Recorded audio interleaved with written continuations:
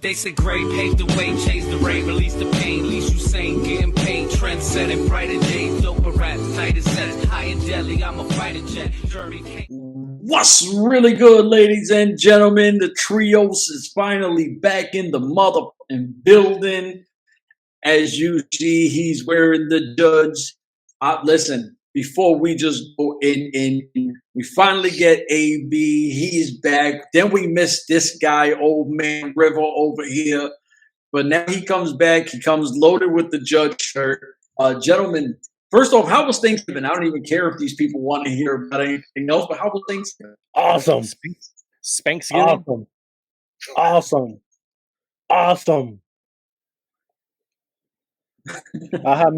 had me a big ass turkey spinach salad.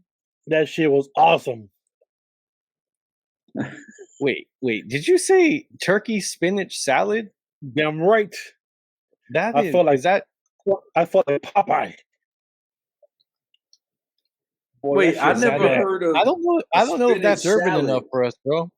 Hey man, just take the that's anti-urban. Hey man, you take a big piece of turkey, just cut that shit down, and put some spinach shit on it, for a little, salsa on it, and poof, we're good to go. Mm-hmm. I guess it's a little. Ours was great. Funkadelic for me, but hey man, ours was good. We chilled with the family. You eat good and you eat bad at the same time. So I caught it in between. Healthy and not healthy. But AB, you had to cook for yours, right? You did all the cooking. No, my mother-in-law does all the cooking. Luckily. Oh yeah. You got a break this time. Yeah, no, I'm up for Christmas because I gotta smoke a brisket for Christmas. Ooh, brisket. That's what I'm talking about. Yeah. So gentlemen, I know we gotta finally get on some kind of track here, right? Now our guy EJ, the Judge. Now I want to say this, right? Now I've heard him talk multiple times in this kind of where we're going forward into this new EJ, right? And I'm kind of really excited about it. Pause. But the more you listen to him, he's saying everything, and you're like, this is what a champion should sound like. Somebody who could talk, right? And he said one thing, and it kind of bring me back to my Jim Jones days when Jim Jones had beef with somebody. I won't say the person's name because that beef is dead. But he used to call Jim Jones Jimmy Neutron. And when EJ said, yo, call me Jimmy Neutron, I was like, my guy EJ, let's get it popping. But before we even get into that, now I want to ask you, is EJ taking a sword? And you could see him eventually saying, I don't even give a damn about tag team belt. I got my eye on this, the top prize, because we have seen him do some heelish stuff and also toss out Calvin Tankman. We got to address this from the beginning. So let's talk about some, where the antics have started. That caught my ear really quickly, right? When he's like, call me Jimmy Neutron, call me Jimi Hendrix. And I'm like, yeah, call me Jimmy from Good Times. Dynamite. That's just I was going with the Jimmy theme, like the people go with the Mike Tyson, Michael Jackson, Michael Jordan. So anyways, the three J's. One of the things that I'm sort of confused about is that he is still in the you're right. He's talking like a champion, like a tag team champion. That's it. Like he's going after Hammerstone, he's going after the big guns, but he is still a tag team champion, and the heel turn for me is just a little too quick. I love EJ. I love the physical look of EJ. I do love him coming out and talking, but that heel turn just happened really quick. And I know we shouldn't be commenting on like the programming of it, but for me, I was just like, man, you still have half of the tag team championship belt around your waist. You have Calvin that you that you've got to talk to because he's in your team, but you're just going to throw everybody under the bus and just walk away and say, "Nah, I'm going to go after this." Well, your tag team partner is not a heel. Muffins, before you go in, so when I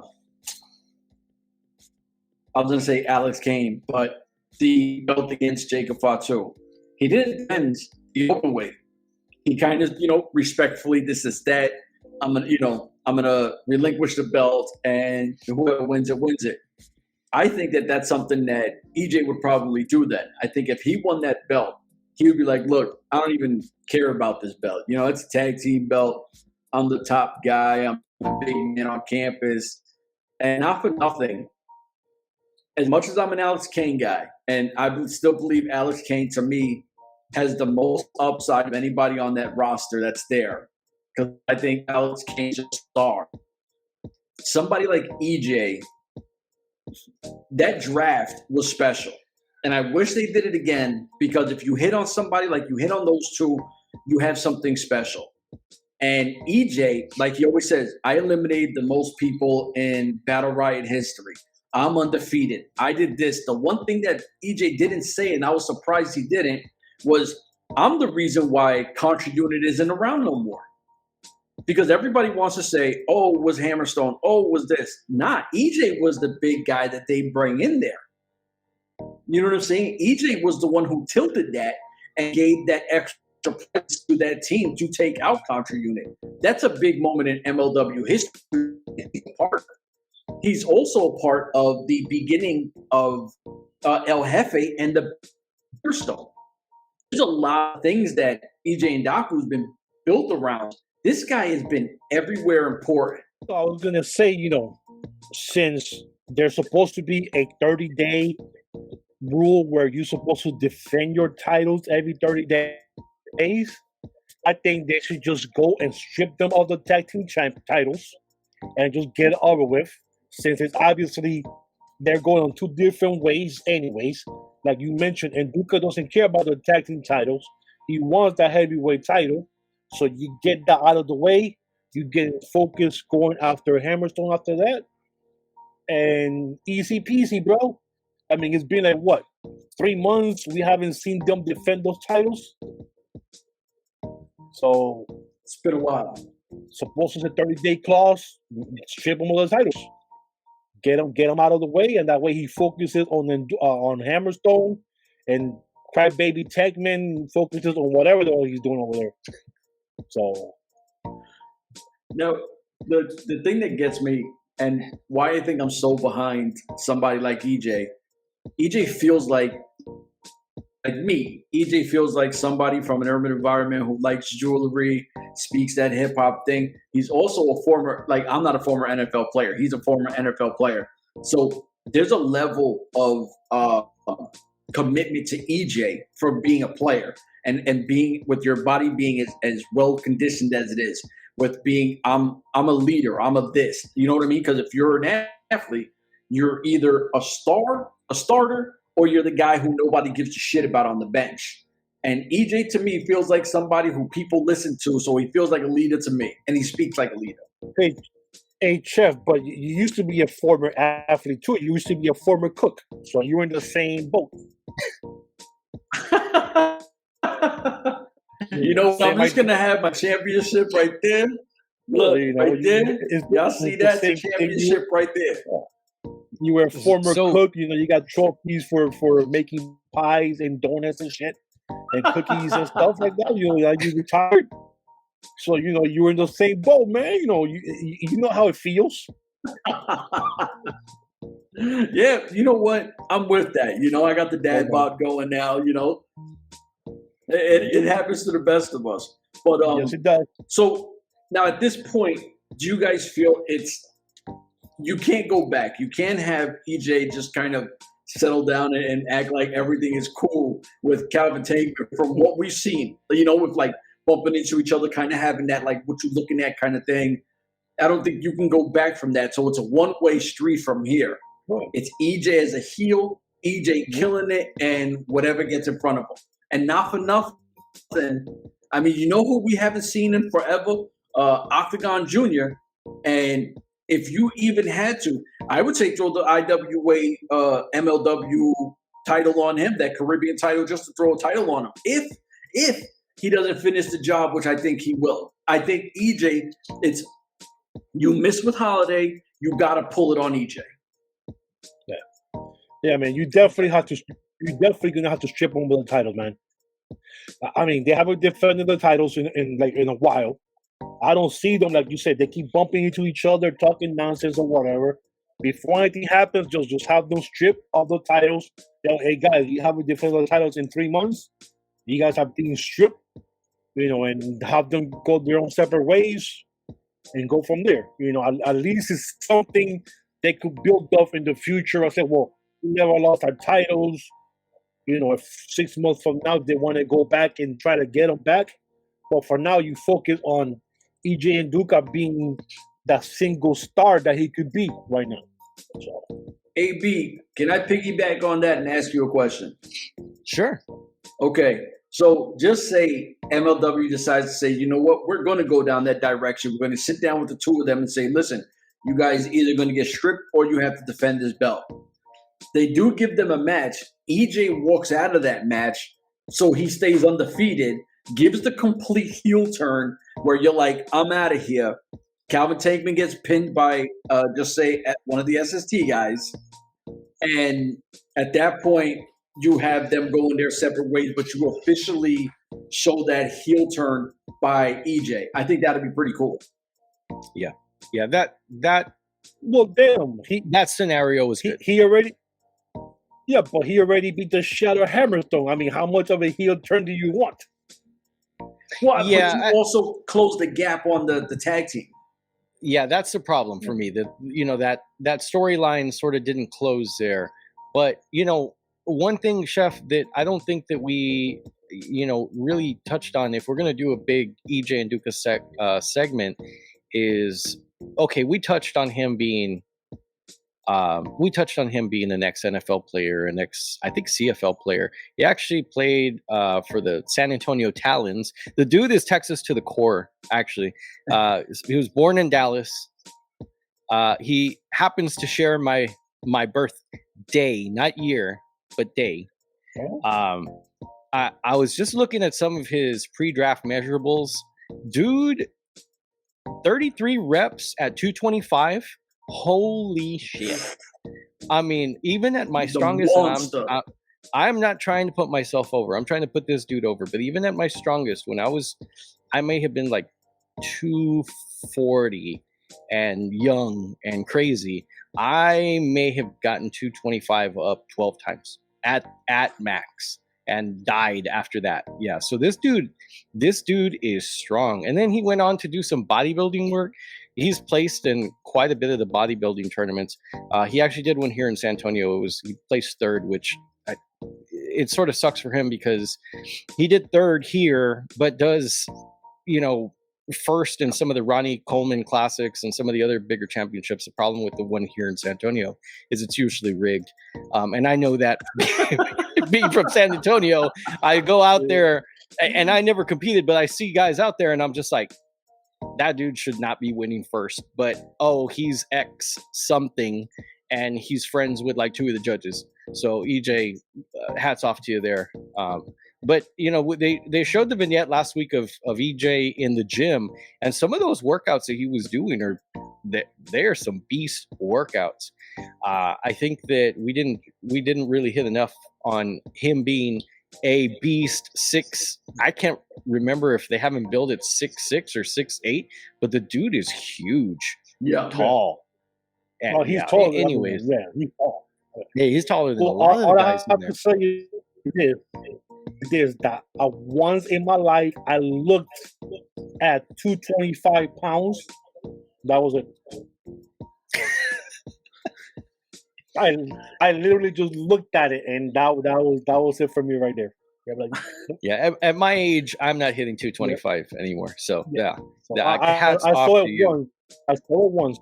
I saw it once.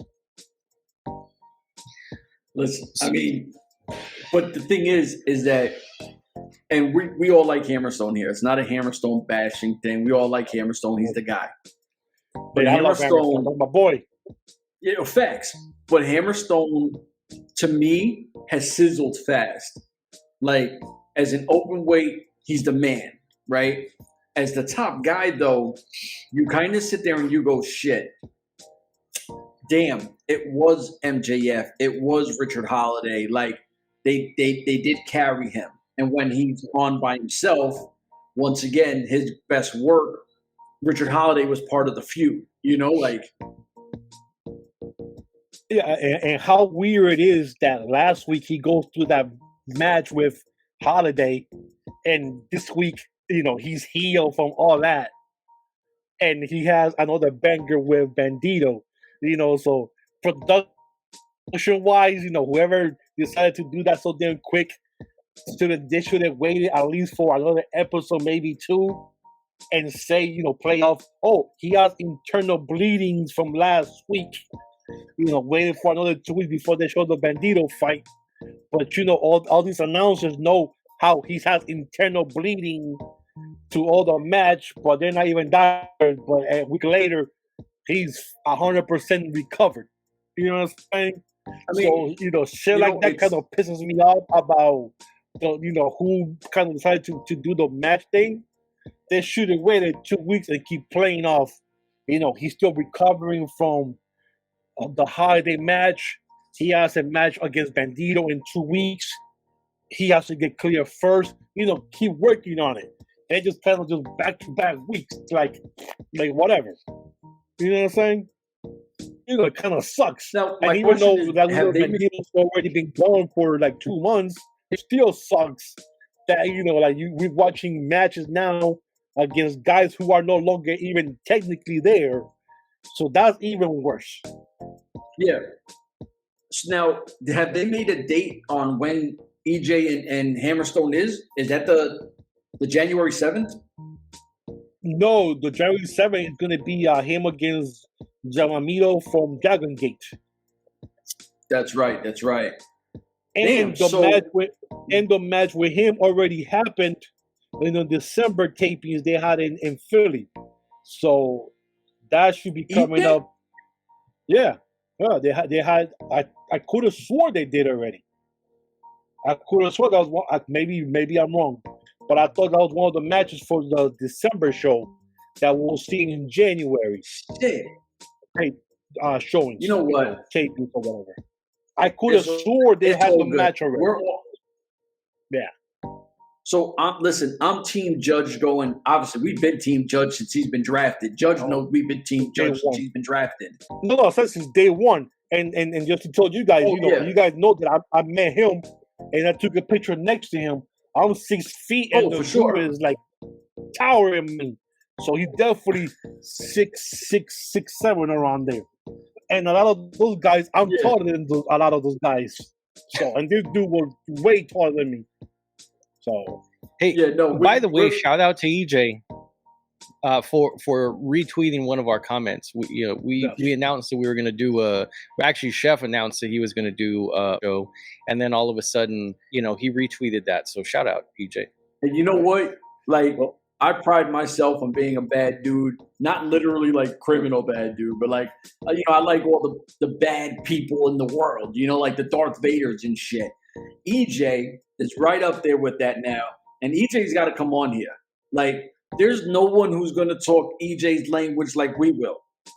You know what I mean? Like, and just for him, I'll rock every piece of jewelry I got. I have like 8 chains on, and we got ice out a whole show. Like, I'm just saying.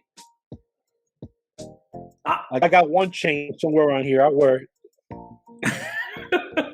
with my Houston pendant. With my Houston pendant on there. I got to find it, though. You know what? I think we touched everything, EJ, for now until we find out what happens in his match going forward and when he eventually beats the hell out of Calvin Tankman, a.k.a. Crybaby Tankman. Crybaby. Yeah, you know what I'm saying? Hey, before we get out, just want to say, hey, make sure that you like, you subscribe, you comment below. Take out your phone, the link tree. QR code over on the bottom right-hand corner. It's got all of our links on there, so I don't have to go through the whole spiel of who we are and what we do and how to follow us. Yeah, chef. Just take out your phone, scan the QR code. It's got all of our links. Let me see if it works. I'm glad he said that because I always forget it. AB's been here for a while, and I can't believe I dropped the ball. Usually when I see him, I remember it because I'm like, oh, AB's here. I got to say it. For myself, these two crazies, this show, we're out of here. Deuces. They said Gray paved the way, chased the rain, released the pain. Least you sane, getting paid, trend setting, brighter days, doper rap, tighter sets, high in deli, I'm a fighter jet. Journey.